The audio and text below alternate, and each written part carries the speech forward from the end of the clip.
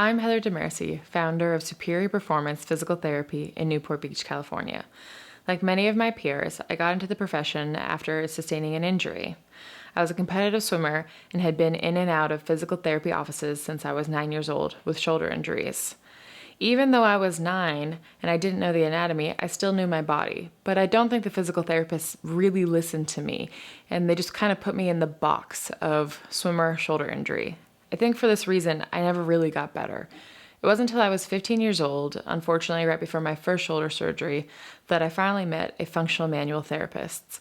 It was very different at this place. They actually listened to me. They sat down and looked me in the eye and wanted me to be part of the healing process. They were willing to take the time to listen to what I had to say and how I felt about my body.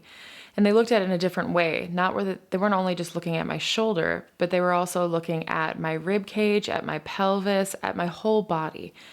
And that's when it really kind of clicked in my mind that physical therapy could be more. So I decided that I wanted to enter the field.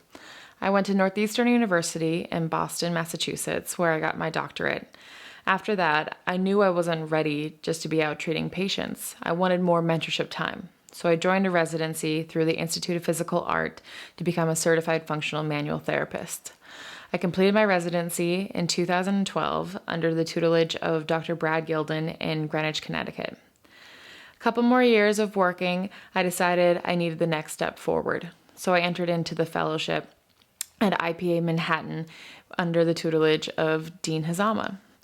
After a year there learning more about functional manual therapy and different types of therapy, we moved out to Newport Beach, California, where I wanted to open up Superior Performance Physical Therapy so that I could have a clinic out here where people could come and feel like they're being listened to and that they're part of the healing process.